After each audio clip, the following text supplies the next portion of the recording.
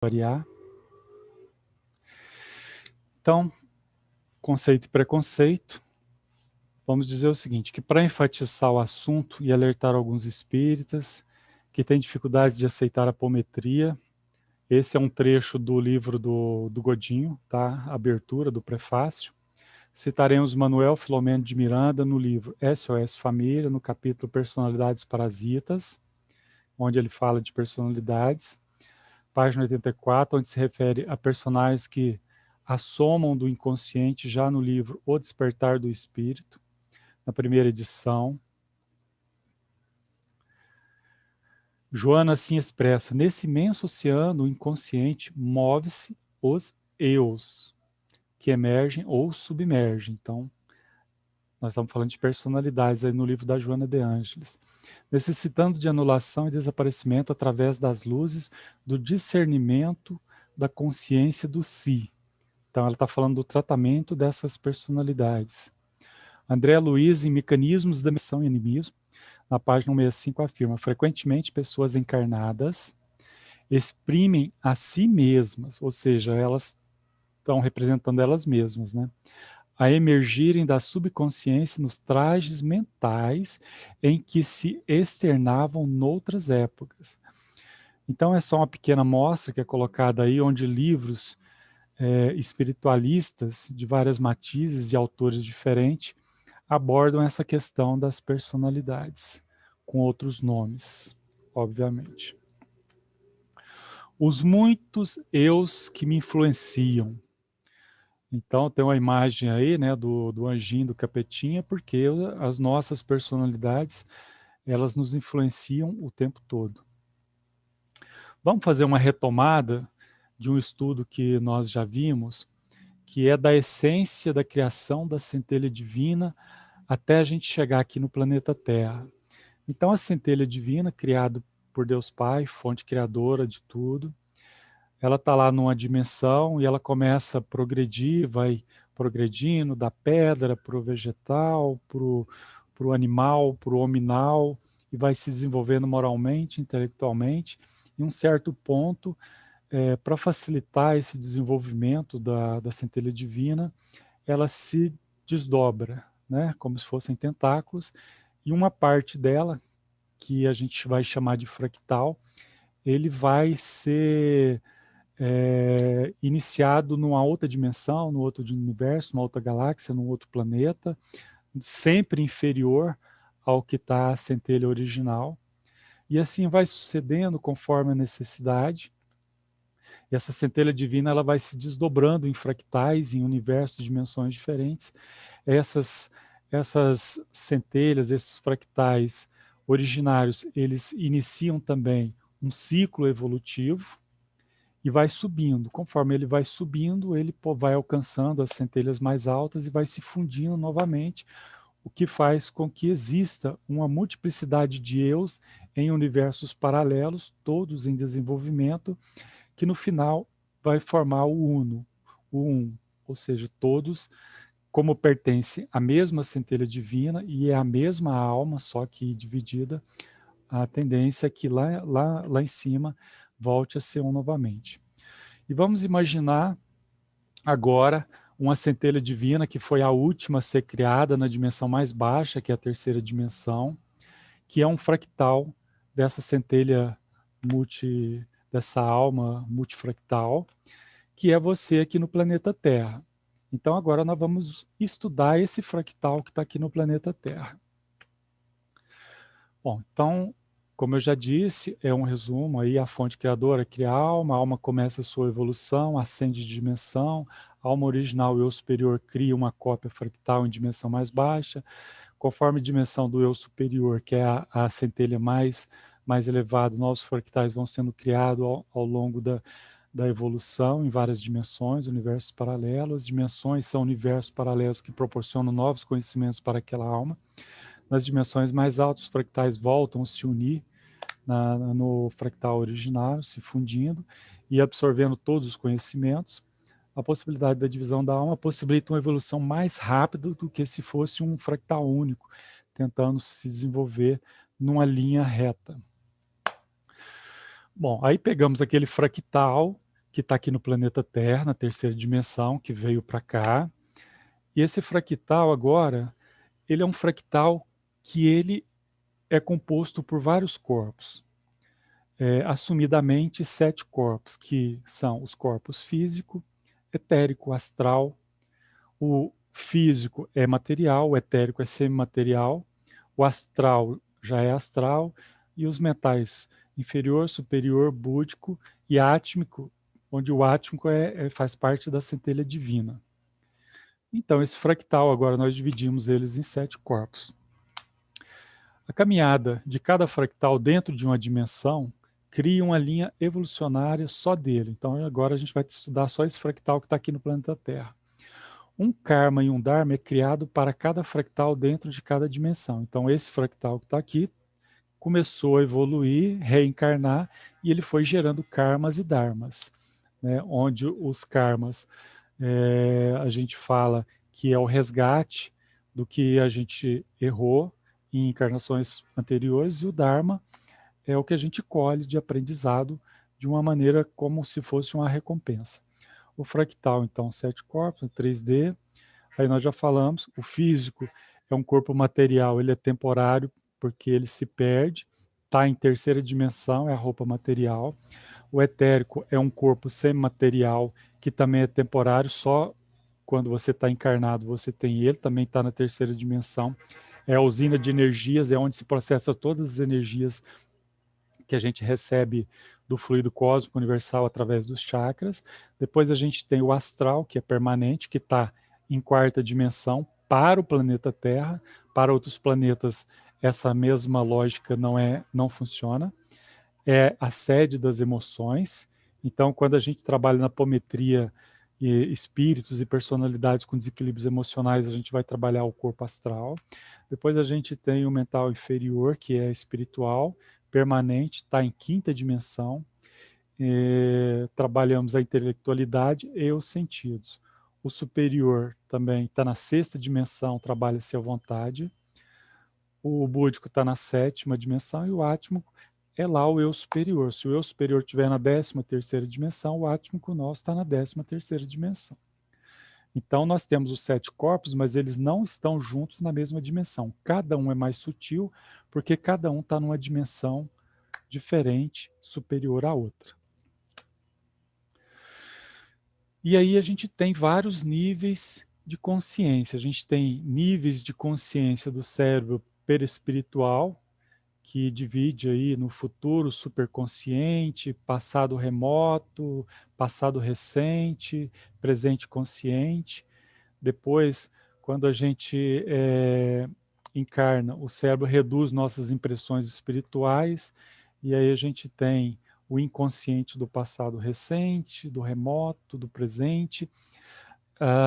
Quando a gente fala inconsciente, subconsciente, o consciente é uma coisa muito lógica para a gente, porque está aqui agora, a gente acessa ele o tempo todo, né? O inconsciente, a gente não tem muito o que acessar dele, o subconsciente também, porque eles podem ser memórias dos corpos mais sutis. Então, apesar dele influenciar o corpo material, que é o corpo físico, você não tem um acesso direto a ele. Como o Chico disse, o telefone só toca de lá para cá. Então, quando a gente fala de inconsciente e subconsciente, o telefone toca de lá para cá e não daqui para lá. Quando a gente faz um trabalho de ativação das personalidades e subpersonalidades, a gente está ativando essas partes do nosso cérebro. Mais uma vez falando dos 7 corpos. Então, o físico, suporte material, etérico, mantenedor energético, o astral, amor, afeto, gratidão, orgulho, egoísmo e mágoas. O mental inferior, imaginação, razão, raciocínio, reflexão. Superior, força, determinação e fé. O búdico é onde fica gravada a nossa biblioteca existencial. Desdobramento dos subníveis. Bom, nós desdobramos em 7 corpos que estão em níveis dimensionais diferentes, e agora a gente sabe que a gente também pode dividir esses níveis, né, ou corpos. O primeiro, que é o primeiro nível, que é o corpo físico, não tem jeito de desdobrar. O segundo, que é o duplo etérico, também não tem como você desdobrar. Mas o corpo astral, que trabalha o sentimento, você pode desdobrar. Aí tem um esqueminha que vocês vão ver. Então você vai ter uma personalidade muito voltada para o orgulho, uma muito para mágoa, uma muito para angústia, outra para o afeto, gratidão, amor, e assim sucessivamente. Bom, então a gente, quando faz o desdobramento dos corpos através dos impulsos magnéticos, que está lá na primeira lei, a gente desdobra os corpos na vertical. Então, desdobramento dos níveis e dos corpos espirituais. Só que, ao mesmo tempo, na hora de fazer os tratamentos, que é quando a gente abre os campos, a gente pega cada nível daquele e consegue abrir ele também para atuar em um dos subníveis. Como exemplo, tem uma tabelinha aí para ficar mais claro o que seria isso. Então, do lado esquerdo aí vocês estão vendo o corpo, os corpos, que a gente também pode chamar de níveis, onde a gente tem físico, etérico, astral, tal. Cada corpo desse está numa dimensão diferente e vibra numa dimensão diferente, por isso que eles são desdobráveis. Então, por exemplo, o corpo astral está vibrando numa frequência de 400, o mental 450, o superior 500 e assim sucessivamente. Aí você vai desdobrar o corpo astral para tratar ele. Quando você vai desdobrar o corpo astral, você vai desdobrar ele em subníveis. Então a gente vai ter o subnível da angústia, que é 385 Hz, da mágoa 390 Hz, do orgulho 395, e assim sucessivamente até chegar lá em cima, mas vocês veem que estão todos dentro da faixa astral. Só que depois você desdobrou o corpo que está no subnível 410 do amor, vocês ainda podem subdividir ele mais uma vez em mais um subnível, onde vocês podem tratar dentro do subnível amor, o amor incondicional, que seria 411 Hz, o amor puro e o amor fraterno. Nesse ponto, a gente trabalha com as cores, onde a gente vai fazer a terapia das cores, ou a gente vai usar a questão dos raios ou dos campos vibrados que a gente viu na Umbanda. Então, aqui vocês vão entender a importância da gente ter visto lá os mestres ascensos com os raios, que é onde entra essa questão das frequências aí, e também os campos vibrados dos orixás. Bom, então cada corpo está dentro de uma faixa de vibração específica, que é uma dimensão. Essas dimensões são divididas em oitavas de frequência. O corpo físico é o mais denso, o ático o mais sutil. Os corpos físicos e etéricos são acessíveis, mas muito densos, portanto não desdobra. O búdico e o átmico são inacessíveis aos sentidos da terceira dimensão. Os corpos do meio são desdobráveis. Cada corpo pode trazer uma personalidade independente. Cada corpo pode guardar um tipo de problema específico. Todos os corpos desdobrados e relacionados com a encarnação presente nós vamos chamar de sub. Todos os corpos desdobrados e relacionados com encarnações pretéritas nós vamos chamar de multi. O tratamento completo de um fractal passa pelo tratamento dos corpos sub e multi. Ao conjunto de corpos, níveis, subníveis, chakras, nadis, meridianos, nós chamaremos de agregado. As personalidades desdobradas, multi e sub, não fazem parte desse conceito de agregado. Corpos a serem tratados. Não se apresentando espíritos ou personalidade. Eu estou falando agora durante o tratamento, né? A gente abriu o campo e agora a gente vai ver o que a gente tem pela frente. Então vamos lá, corpos a serem tratados. Não se apresentando espíritos ou personalidades ao lado do consulente, começamos o tratamento pelas personalidades sub ou multi, que forem vistas pela equipe ao lado do consulente. Então a gente lá fez todos os trabalhos iniciais, deu os pulsos, aí o vidente entrou no campo, está lá na casa da pessoa, olhou para a pessoa, olha para um lado, olha para o outro, não viu nada, não tem nada ali na frente dela, ela está vendo só o consulente. Então o que a gente faz? Bom, não havendo personalidade, nem espírito, nem nada, a gente começa pelas personalidades. A gente dá um pulso para desdobrar a personalidade com mais problema, né? Então verificamos os corpos energéticos, a gente começa tratando essa personalidade, olhando os corpos energéticos dela, se está tudo ok. Se algo em desequilíbrio aparecer, podemos dar comandos para dissociação de personalidades ligadas com aquele campo vibratório em desequilíbrio. Então, a gente deu não apareceu nada, a gente deu um pulso chamando para desagregar uma personalidade. Olhou para ela, aí você viu naquele corpo da personalidade alguns desequilíbrios. E a gente não sabe de onde que é aquele desequilíbrio. A gente vai dar um segundo pulso para poder identificar de onde vem o desequilíbrio. Se vem de um passado, se vem de energia, se vem de karma. Então, através desse pulso, a gente vai descolar desse corpo o problema que vai ser tratado. As personalidades que se apresentarem devem ser tratadas conforme as técnicas já estudadas. Não se manifestando nenhuma personalidade mais depois de algum tempo de tratamento e ainda persistindo o desequilíbrio energético, o foco muda para um tratamento energético. Equilíbrio de chakras, retiradas de implantes, cirurgias, etc., o que for mostrado. Então, uma vez que a gente já fez aquele filtro das personalidades, não tem mais personalidades para tratar, e o problema ainda persiste, a gente muda o foco para o tratamento energético. Aí tem todos esses itens aí que estão nas técnicas que a gente já discutiu. A diferença de espíritos e personalidades está no fato de que estas têm o cordão de prata. Então, para quem não sabe diferenciar, ou o médium está com dificuldade de ver, vocês vão dar o pulso para que seja o cordão de prata seja mais visível, comece a engrossar, piscar e tal. Nesse momento, sendo uma personalidade, de imediato o médium vai ver. Não sendo uma personalidade, aí fica claro que é um tratamento de espírito. Tendo em vista nossas centenas de encarnações, uma sessão nunca será suficiente. Porém, nossos amparadores, coordenadores do trabalho apométrico, né, que é quem realmente faz o trabalho, a gente trabalha só na assistência, trarão apenas os que necessitam tratar naquele momento.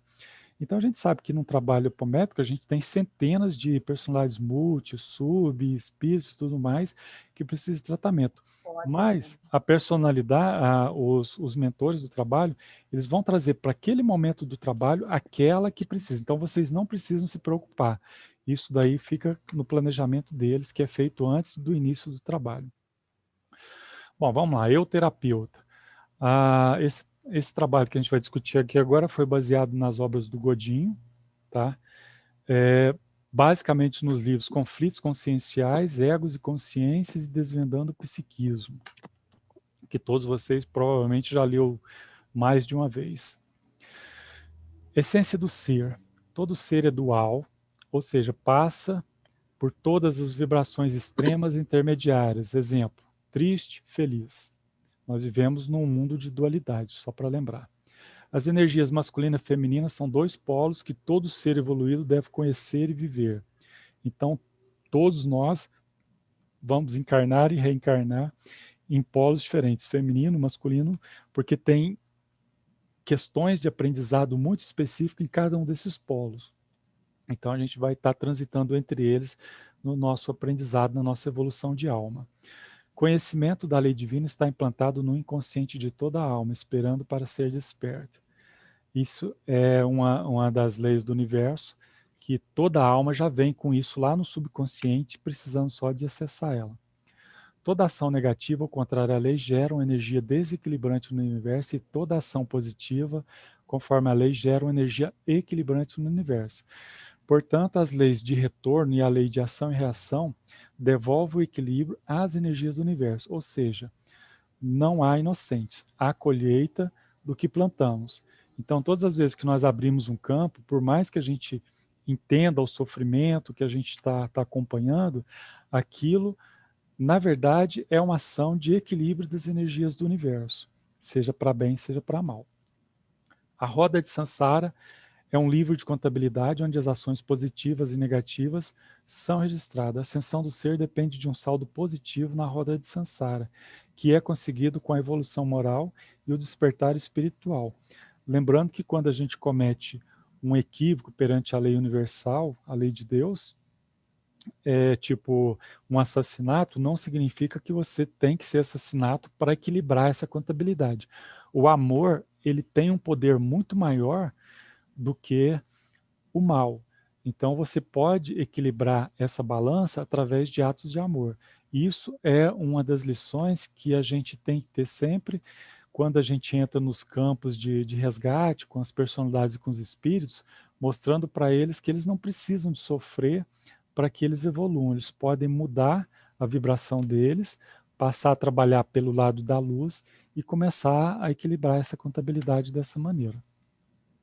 Tipos de fenômenos. Dentre os tipos de fenômenos que observamos, descartaremos os seguintes. Fenômeno do desdobramento do agregado humano em corpos, fenômeno anímico. Fenômeno de desdobramento dos corpos emocional, astral, mental inferior, superior, em níveis e subníveis. É um fenômeno anímico. Anímico quer dizer que é da própria alma, né? Fenômeno de manifestação e incorporação, sintonia de espíritos desencarnados. É um fenômeno espirítico. Por quê? Porque é um espírito alheio ao consulente. Então, tudo que é do consulente é anímico, tudo que não é do consulente é espirítico. Fenômeno de manifestação com incorporação de elementos do passado, desdobrados, inconscientes da realidade da pessoa encarnada. Personalidades múltiplas que a gente está falando. Antigamente designados de níveis e subníveis conscienciais, é anímico. Fenômeno de manifestação com incorporação de elementos desdobrados da consciência ou personalidade atual, é as subpersonalidades, personímico. Fenômeno de ascensão mental, acesso mental e leitura dos registros de memória na mente do assistido, leitura de níveis e subníveis, e leitura de pensamentos das pessoas. É personímico, né, que é a telepatia. Fenômeno de incorporação dos espíritos através de personalidades desdobrada do médium que vai até onde se encontra o espírito e sintoniza ele. Personímico espirítico. Por quê? Porque você, através do consulente, você vai acessar um espírito que está assediando ele e, através, indiretamente, você vai estar incorporando aquele espírito. Então, isso é uma classificação dada pelo Godinho com relação ao que é anímico, o que é personímico e o que é espirítico. Tipos de desdobramento. A gente tem os múltiplos do agregado humano, que são os corpos níveis e subníveis, desdobramento da consciência encarnada que se desprende do corpo físico, podendo afastar-se, autoprojetar-se em viagem astral, deixando o corpo adormecido ou inconsciente. Então, a gente está falando aí de projeção astral. Quando... Bom, deixa eu terminar aqui, depois eu comento. Desdobramento da consciência desencarnada em forma de personalidades. Desdobramentos múltiplos, onde a consciência de vigília permanece ativa em um lugar e inconsciente de que parte desdobrada está ativa em outro lugar. Desdobramento induzido, onde a consciência física permanece lúcida, mas consciente de que está desdobrada e com algum tipo de ação, ou várias, mesmo que estas não possam ser percebidas pelas partes. Desdobramento simples e múltiplo com manifestação de personalidade de passado incorporado e médio, personalidades múltiplas. Desdobramentos simples ou múltiplos da consciência com manifestação de subpersonalidades em médio, desdobramento das subpersonalidades. Esse número 5, que é o desdobramento induzido com a consciência física, permanece lúcida, que é diferente da projeção astral. A projeção astral, você adormece, está inconsciente, o seu corpo sai. Esses 5 aí, você está consciente e uma personalidade sua, um dos seus corpos, desdobrados através de uma personalidade, sai. Esse é o fenômeno que acontece durante o tratamento apométrico. Então, quando o médium e o operador dão os pulsos de desdobramento e vai fazer o tratamento, ele está ali naquele momento consciente de tudo que está acontecendo na sala, está acordado, está vendo tudo que está fazendo, mas uma das personalidades de um dos corpos dele vai desdobrar e vai entrar no campo para fazer o tratamento.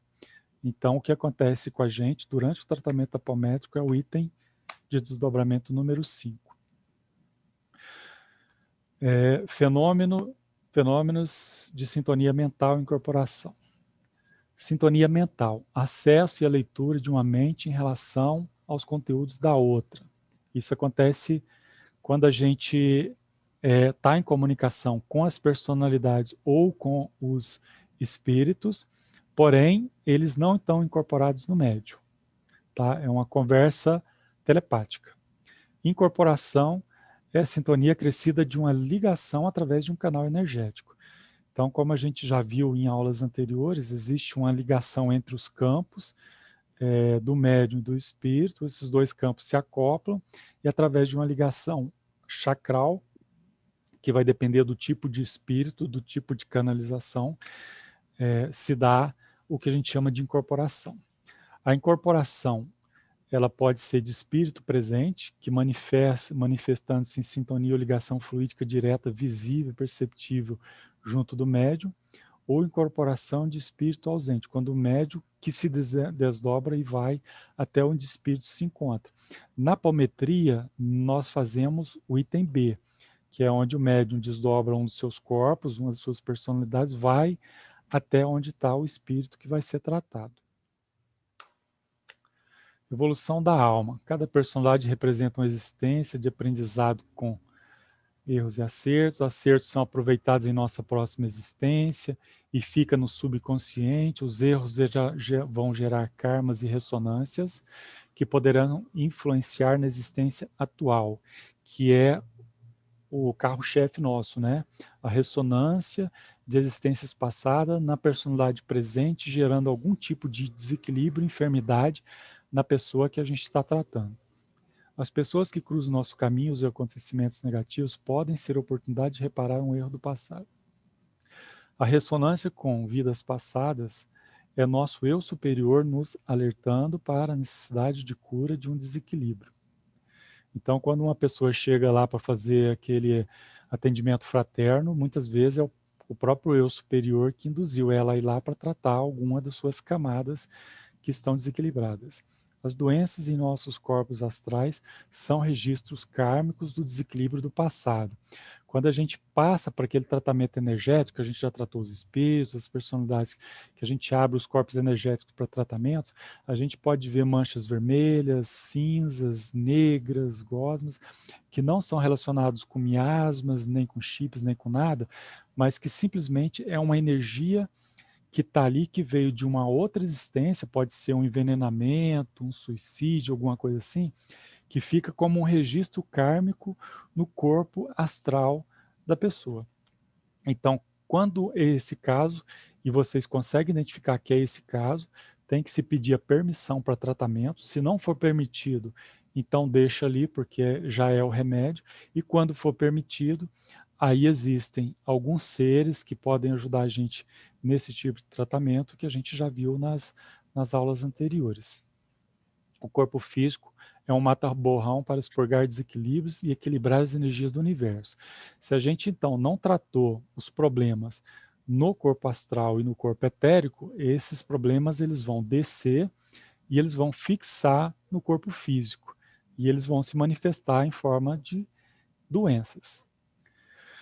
Para evoluir a alma, precisa expurgar as energias negativas, expandir a consciência e praticar o bem.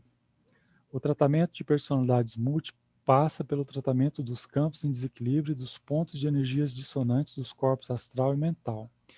Então, para que a gente possa equilibrar aí a alma, as ressonâncias, os corpos e evitar que isso se materialize, a gente vai tratar o passado dessa alma, as encarnações e também os corpos energéticos. Então, esse daí é o caminho dos problemas que a gente tem o corpo somático, que é o material, duplo etérico, corpo astral. Quando a gente começa a judiar muito do corpo, fazer suicídio, bebida, cigarro, falar mal, etc., a gente começa a contaminar o nosso corpo e isso daí começa a subir para os níveis mais sutis até chegar no corpo astral e vai ficar impregnado para uma próxima encarnação. Por outro lado, se a gente vai fazer um tratamento de uma pessoa que já está com isso impregnado e a gente quer tirar para que ele não volte para o novo corpo, porque isso veio do corpo antigo, ficou impregnado no corpo astral. Se ele não for tratado, ele vai se materializar no corpo novo, da encarnação nova. Então ele vem do corpo astral, ele começa a se semi-materializar no duplo etérico, e se não for tratado, ele desce para o corpo somático. Um exemplo muito conhecido que a gente tem desse fenômeno é o câncer. Origem das enfermidades pode ser física, emocional, espiritual. Exemplo, dor no estômago é uma questão física, né? Estresse, úlcera. Então é uma questão física, vai lá no médico, toma lá um remédio e ótimo. Pode ser emocional. Então você vai tratar o emocional também, vai num terapeuta, faz um Ho oponopono, alguma coisa. Então você tratando o emocional, pode tomar alguma coisa leve também, um chá, resolve. Bom, não é físico, não é emocional, então é alguma coisa ligada ao espiritual. Quando é feito o atendimento fraterno, então, primeiro a gente tem que passar por uma peneira, para ver se a pessoa está queixando de problemas, se esses problemas não podem ser resolvidos através de tratamentos físicos e emocionais. Só depois que verificar que não pode, é que passa para a possibilidade de um tratamento espiritual, que seria o tratamento da apometria. Origem das enfermidades. Quando a gente faz o tratamento das enfermidades dos corpos energéticos, existem algumas técnicas que a gente já discutiu, e nas fichas que vêm do tratamento apométrico, quando é feito o atendimento fraterno, ele fala, ó, a pessoa está sentindo isso, está sentindo aquilo. Tem uma fichinha aqui, eu não vou falar porque ela é bem extensa, fica para vocês consultarem com calma depois, que mostra qual que é o chakra que a gente pode se concentrar no tratamento energético com o corpo desdobrado, e aí isso envolve tratamento de cores, pode envolver tratamento de raios, pode envolver tratamento com emplastos da natureza, com elementais, e aí vocês podem ver por esse catálogo aí qual que seria o tratamento mais adequado na hora. Livre-arbítrio. Essa é uma mensagem que eu recebi uma vez antes do tratamento, dizendo o seguinte: você nunca deve levar o nome de uma pessoa para ser tratada se ela tiver consciência, sem autorização dela. Então, todas as vezes que vocês indicarem alguém para tratamento, essa pessoa tem que concordar. Você não pode fazer o tratamento de uma pessoa que não esteja consciente de que ela esteja sendo tratada, a não ser que ela esteja em coma ou que ela tenha menos do que 7 anos de idade ou que ela tenha demência mental. Fora essas exceções, a pessoa tem que procurar por ela mesma ou, no mínimo, autorizar que outra pessoa solicite o tratamento para ela. Personalidades múltiplas. Agora a gente vai falar das múltiplas, que são anímicas, construídas e vividas em outras existências. Possuem nome, sobrenome, título, têm opinião própria, defendem patrimônios, ideias, vestem-se com roupas de épocas. Geralmente apresentam idade e até polaridade sexual diferente da personalidade atual. Podem ser ouvidas e questionadas por qualquer pessoa e observada por aqueles que são sensitivos e médios. Devido à continuidade da vida após o processo da morte, o corpo muitas vezes ainda nem se deram conta de que estão desencarnados, que a gente encontra muito na apometria, né, algumas personalidades que não sabem que desencarnaram.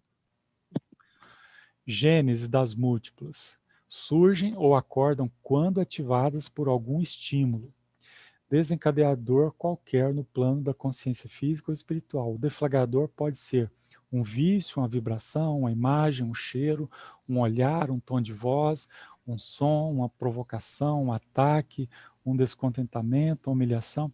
Então, essas múltiplas, elas acordam por gatilhos, né? Alguma coisa aconteceu que lembra um trauma passado e isso faz com que ela se desacople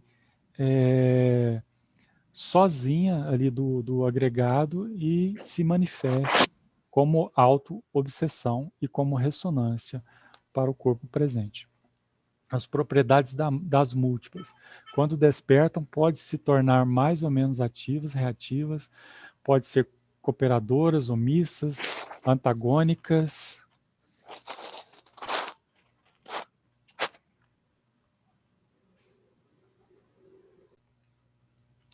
Processo de associação com outras personalidades semelhantes pode torná-las mais vigorosas, positivas ou negativas. As personalidades múltiplas podem ter muita ou pouca noção de si mesmas. Quando são negativas, elas geram o que as pessoas chamam de auto-obsessão, denominando de seus pseudo-obsessores, personalidades parasitas, omissas, vingativas. Então, a gente pode falar que a maioria das obsessões que a gente vê por aí, na verdade, são auto-obsessões. E essas personalidades que geram obsessões, elas podem, né, se juntar aí com espíritos, com outras personalidades, conforme está falando aí. Quando frustradas, reagem, interferem, afastam, associam-se a outras personalidades que têm o mesmo tipo de intenção delas, personalidades da própria pessoa, né? Ou espíritos, que pode ser espíritos encontrados por aí. As personalidades múltiplas viciadas podem impulsionar a personalidade física a ligar-se a um vício. Então, se uma pessoa foi, por exemplo, dependente químico numa existência, a personalidade dela, quando se depara com a situação de algum drogado e tal, aquilo liga o gatilho, ativa aquela personalidade e aquela personalidade começa a influenciar ela para ela voltar no vício. As subpersonalidades, que é um personímico, são desdobramentos do bloco do ego ou projeções atuais da própria personalidade. Foram observadas e estudadas por Pierre Janet desde 1898. Então, vocês verem que já é bastante antigo, né? Qual que é a gênese delas, né? Deflagrada por algum evento ou estímulo desencadeador qualquer, geralmente no plano da consciência e da existência física. O desencadeamento pode ocorrer por uma provocação, contrariedade, uma frustração, um desejo não satisfeito. Pode ocorrer ainda por um ataque, um descontentamento, uma humilhação, um medo. Então, a diferença entre os gatilhos das multi com as subs é que as multi é um gatilho relacionado com um trauma existencial de uma outra vida encarnatória, enquanto que o gatilho da sub está relacionado muito com o emocional, com alguma coisa que agride o emocional daquela existência atual. É comum um aparente viciado que comporta-se de forma complicada, agressiva, doentia, ser somente hospedeiro do verdadeiro doente, que mantém-se ocultado e reprimido por meio do julgamento público. Pelo que temos observado, as personalidades após surgidas têm um tempo de existência que pode ser de dias, meses e anos. E aí é outra diferença das multi com as sub, que as multi têm a tendência de permanecer mais tempo do que a sub. A sub, umas vezes que aquele gatilho tenha passado e ela tenha superado aquilo, ela desaparece. As subs são poucas conhecidas em suas propriedades e possibilidades. São confundidas muitas vezes com as múltiplas, com os corpos e subníveis. Mesmo possuem avançado grau de independência e extraem energia do próprio corpo físico. Podem agir com total consciência de si mesmas. Observa-se que pessoas com bom controle emocional e equilíbrio psicológico normal raramente dão gênesis a sub. Já pessoas emotivas, temperamentais, autoritárias, ciumentas, controladoras, raivosas, melindrosas, odientas e tal, dão passagem fácil a sub. E aí a gente lembra das fichas que a gente trata, muitas vezes as pessoas têm realmente algum problema emocional, né, temperamentos difíceis, e aí você não sabe se o temperamento gerou a sub ou se a sub gerou o temperamento daquela pessoa. Importante que está frisado em cima que as subpersonalidades elas esgotam fisicamente a pessoa, que é mais uma das características para identificar o que é o que. Importante lembrar que quando você se desdobra para ir realizar um atendimento à distância, está produzindo o mesmo fenômeno personímico das subpersonalidades. Só que neste caso o fenômeno é consciente, sob o seu controle, e a subpersonalidade acoplará imediatamente assim que cesse o impulso da vontade que o produziu e acionou. Ou seja, é que a gente já falou, né? A gente desdobra uma das nossas personalidades para fazer um tratamento, terminou o tratamento, voluntariamente a gente reacopla aquela personalidade. É comum quando estou no consultório, aí eu Godinho falando, né? Atendendo a um paciente, ocorrer a aparição de subpersonalidades de familiares do mesmo, desdobrada e preocupada com o que a gente está fazendo ali. Às vezes, essas sub mostram-se contrariadas com o trabalho terapêutico que ele está fazendo. Nota, nossas subpersonalidades podem incorporar obsessores em pessoas que nos rodeiam, pode incorporar como obsessores em pessoas que nos rodeiam para nos demover de ações que desejamos realizar. Exemplo, incorporar ou controlar telepaticamente o marido para não irmos a uma sessão de apometria. Então, isso também é interessante, porque as nossas personalidades e subpersonalidades, elas podem incorporar numa outra pessoa que está encarnado, né, agindo como verdadeiros obsessores deles. Então, ao invés de um espírito obsidiano encarnado, é uma personalidade nossa, e ela faz isso para colocar ideias na cabeça daquela pessoa, para que aquela pessoa faça alguma coisa que nos demova de alguma coisa que nós queremos fazer. Aí eu dei um exemplo aí, por exemplo, uma subpersonalidade de vocês, que não quer que vocês vá trabalhar na apometria, e ela vira um obsessor do seu marido lá e quer que você faça janta ou alguma coisa assim, para você não ir. Isso é mais uma possibilidade. Comportamentos prováveis da sub. Quando incorporado em outra pessoa, geralmente familiar ou pessoa íntima, parceiro ou parceira conjugal, a sub faz com que a pessoa sofra uma série de transformações, provoca um brilho diferente no olhar, um odor. Então aí o Godinho está falando que por exemplo, as nossas personalidades, quando estão incorporadas em outras pessoas para poder atacar a gente de alguma forma, então elas têm esse comportamento que a gente pode identificar, né? Provoca brilho diferente no olhar, um odor diferente na pele, gosto ou hálito diferente, perceptível no beijo, um tom de cor de pele, expressão diferente. Então você percebe que a pessoa está diferente. Sintomas que geram as subpersonalidades dissociadas podem criar confusões de toda espécie, dificultar ou destruir relações afetivas, dificultar aprendizados, provocar desentendimentos, estimular comportamentos, viciações, rebelar-se, frustrar-se, reagir, perturbar o sono, provocar dores, desconfortos. Então, as subpersonalidades dissociadas, elas geram uma quantidade enorme de malefícios, a gente tem que ficar atento a isso, e uma delas é a depressão, que é 99% dos casos que aparecem para a gente. Nos trabalhos que a gente faz de reiki também, presencial ou à distância, o que mais aparece como queixa são os tratamentos de depressão. Vamos falar um pouquinho de PNL aí, rapidinho. O que é PNL? Programação Neurolinguística, que é uma ciência aplicada baseada na estrutura de experiências subjetivas e sua interferência na aprendizagem e no comportamento, ou seja, no controle dos processos pelos quais criamos nossas experiências. Aí tem uma história da PNL, que eu vou pular, vocês podem ler, tomando controle da sua mente, princípio por trás da PNL. PNL parte do ponto que você não controla as circunstâncias da sua vida, mas pode controlar o que acontece na sua cabeça, seus pensamentos, sentimentos, emoções e etc. A PNL mostra a você como assumir o controle. Então, é uma técnica, a PNL é uma técnica, a gente já viu lá atrás em um slide, ela é uma técnica que você pode usar para focar a sua mente e controlar emoções, sentimentos e direcionar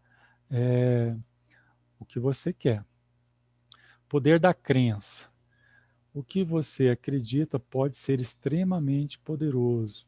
Se você acredita que está doente, que vai morrer, você provavelmente irá. Os médicos bruxos têm usado essa técnica há séculos. Da mesma forma, se você acredita que recebeu algo que o tornará melhor, você tornará.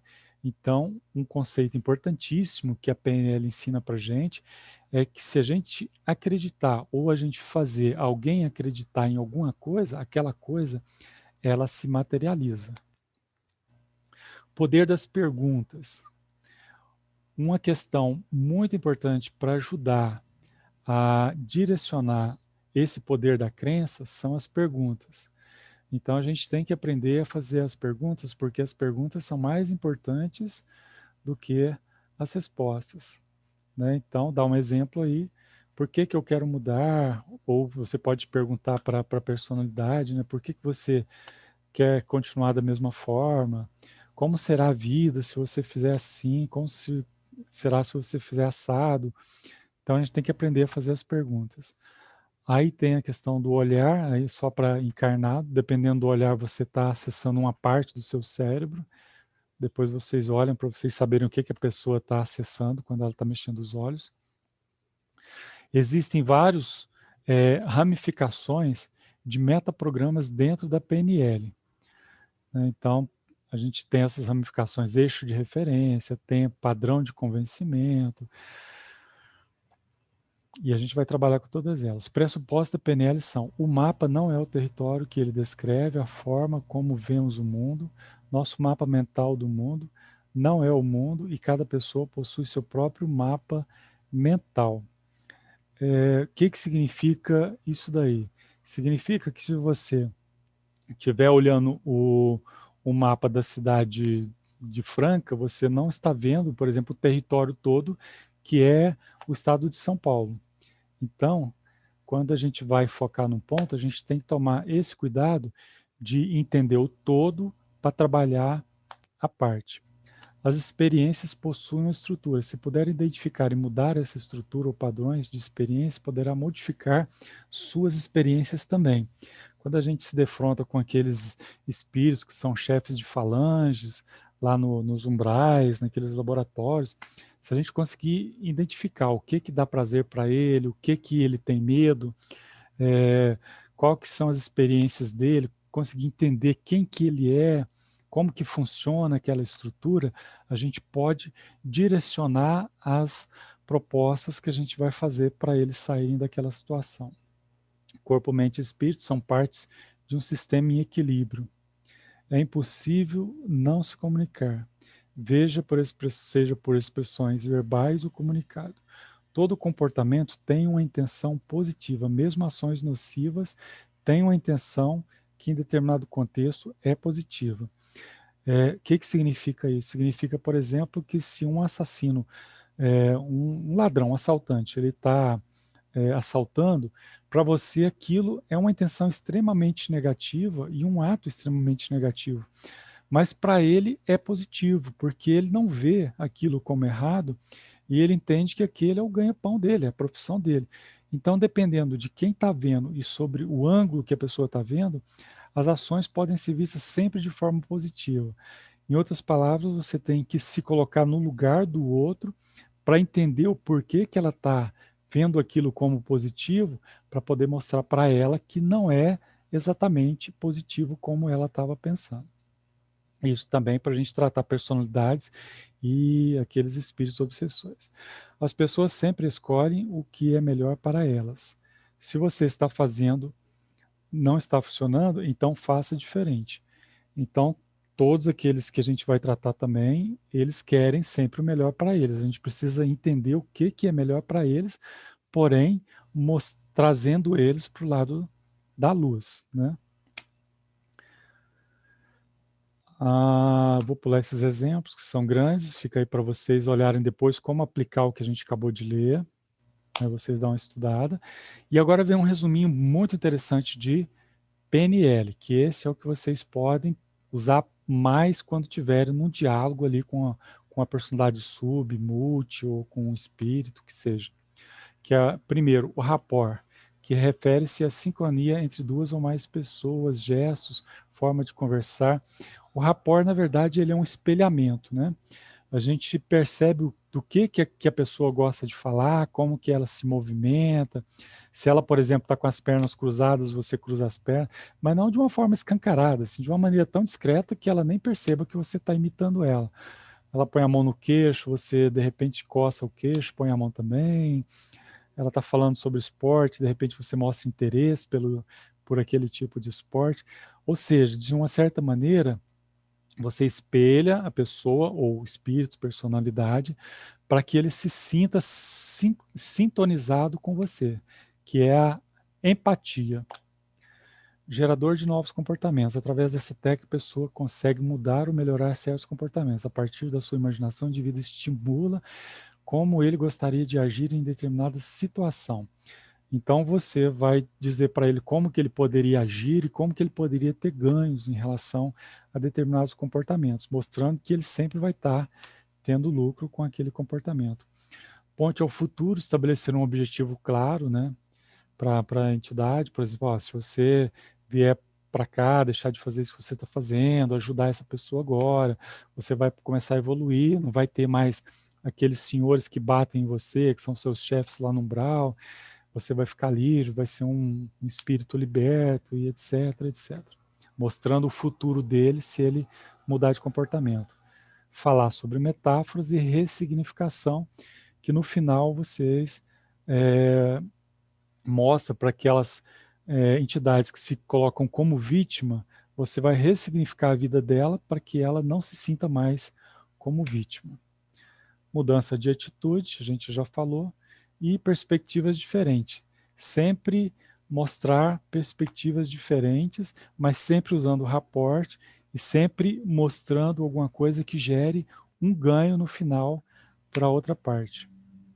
A gente tem vários psicanalistas, estou trazendo o Jung aí, que eu acho que está mais ligado com essa questão da PNL e a questão das personalidades. O Jung, ele é uma pessoa que né, muito famoso aí na área da psicanálise. Ele escreveu alguns livros tratando a questão do inconsciente e do subconsciente, onde esses livros dele já falam dessas subpersonalidades. Então, por isso que é interessante a gente estar vendo o Jung aqui. E o que ele fala, né?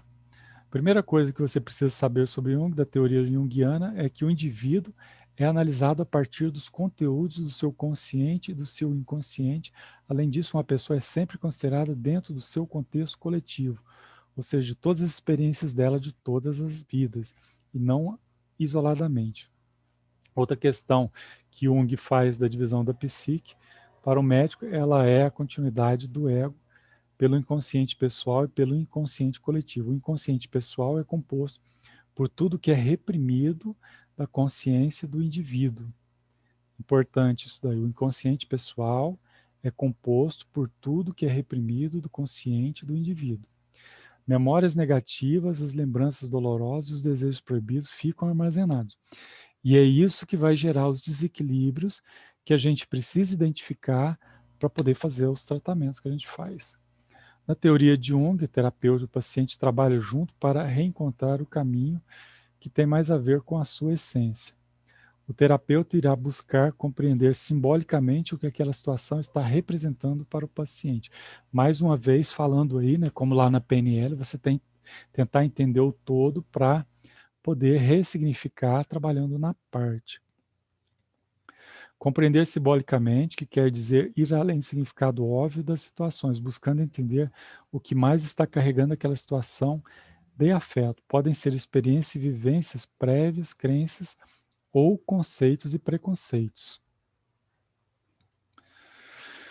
Entender o que nos leva a ter algum tipo de comportamento, sentimento e emoções são as dinâmicas inconscientes por trás deles é importante para que possamos transformar o modo como nos relacionamos com nós mesmos e com o mundo. Isso é importante principalmente quando a gente vai tratar as pessoas que estão com depressão e baixa autoestima. E aí, a gente entendendo que a pessoa está nesse looping, aí entra aquela técnica do desdobramento dos corpos e muitas vezes do desdobramento de uma energia que foi localizada em um dos subníveis que foram desdobrados. E aí você consegue materializar aquela energia, transformando ela em um ponto de referência que você vai usar para fazer um transporte no tempo, para localizar o ponto onde se deu a raiz daquele problema, que pode ser na vida atual, lá na infância, ou pode ser até numa encarnação anterior. Às vezes a gente consegue captar uma parte daquela energia malsã, ela se materializa como uma personalidade que volta no passado e a gente vai puxando a ponta desse novelo, puxando a ponta até chegar onde a gente precisa chegar. Então, a gente fazendo um aporte entre apometria, PNL e Jung, a gente tem identificação se é personalidade multi, ou sub, ou espírito, verificar através de perguntas a relação dela com o consulente, verificar através de técnicas específicas ou de intuição o grau de periculosidade, se o problema estiver no passado, realizar a técnica da regressão, após evidenciar a origem da desavença e mostrar as cenas verificadas se o assunto verificar se o assunto já foi resolvido. A gente não pode jogar nada embaixo do tapete, tem que ir até terminar e resolver aquele campo. Se não tiver claro, ou a entidade, persona ou espírito, não se arrepende e pretende continuar na posição de cobrador ou perseguidor ou desequilibrador, então aplicar as técnicas vistas na PNL conforme a abordagem da psicanálise. Em paralelo, ou ao final, é sempre bom pedir auxílio de Jesus, Maria, etc., né, todos os nossos guardiões. Após os perdões e auto-perdões dos envolvidos no campo, encaminhamos eles para a luz. E aí os espíritos socorristas levam eles para o melhor que melhor se adapta às vibrações deles. Dar os comandos de volta ao presente, desconectar o médium e o operador. Captação psíquica, que é tudo isso que nós acabamos de falar. Captação psíquica consiste em um trabalho de regressão de memória das personalidades múltiplas que visa acessar registros psíquicos inconscientes e desarmônicos que influenciam nossas vidas negativamente, causando distúrbios diversos em vários níveis, tanto físico, mental, emocional quanto espiritual. Quando esses equilíbrios têm como causa raiz questões vividas nessa e em outras existências, onde ainda estamos sintonizados.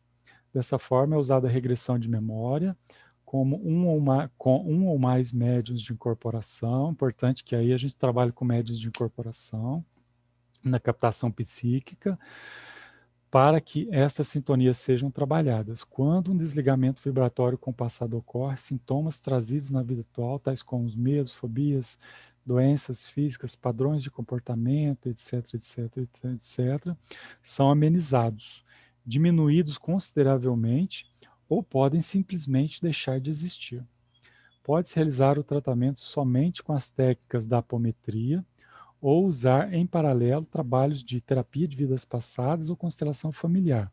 O que significa? Significa que o consulente ele pode ir, por exemplo, estar trabalhando com a equipe apométrica, o caso dele, ele pode procurar um psicanalista para fazer a TVP e pode também procurar um especialista em constelação para fazer a constelação. Pode levar os 3 tratamentos em paralelos.